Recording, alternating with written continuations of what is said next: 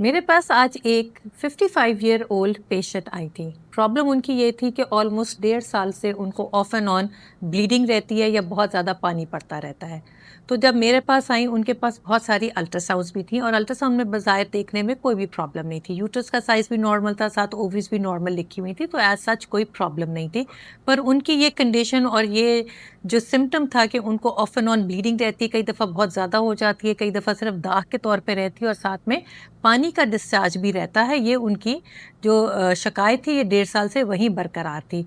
पूछने पे जब मैंने कहा कि आपका इंटरनल मुआयना भी करना है, तो इस चीज़ पे वो थोड़ी-सी झिझक गई कि नहीं, पहले भी डॉक्टर्स को मैंने रिक्वेस्ट की थी कि मुझे मुआयना ना करें, कि मुझे मुआयने की सोच से भी डर लगता है कि मुझे कहीं दर्द ना हो, तो मैंने कभी अपना मुआयना नहीं कराया। बहरहाल समझने पे वो समझ भी गईं और फिर उनका जब इंटरनल मुआयना किया, तो बच्चेदानी के मुँह के अंदर से एक 5 इंटू 5 सेंटीमीटर की रसौली नीचे की तरफ लटक रही थी, जिसको हम पॉलिप कहते हैं। यूट्रस की लाइनिंग से रसौली कभी लटक जाए तो उसको हम पॉलिप कहते हैं। अमूमन पॉलिप बहुत छोटे साइज़ की होती हैं, पर कभी-कभी पॉलिप काफ़ी बड़े हो जाते हैं और वो सर्विक्स के थ्रू यानी बच्चेदानी के मुँह के थ्रू गुज़रते हुए बाहर की तरफ लटक जाता है। क्योंकि उन्होंने पहले कभी मुआयना नहीं कराया, इसलिए इस चीज़ की कभी तशख़ीस हो नहीं सकी।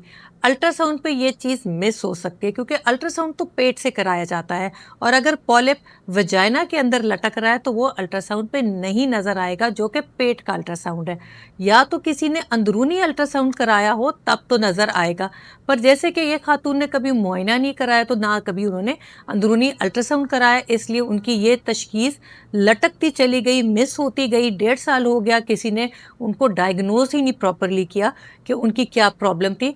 तो वीडियो बनाने का मकसद ये है कि अगर कभी आपको कोई प्रॉब्लम हो गायनी से रिलेटेड और अगर आपके डॉक्टर समझे कि आपका इंटरनल मुआयना करना ज़रूरी है, तो वो इम्पॉर्टेंट होता है आपकी प्रॉब्लम को जांच करने के लिए।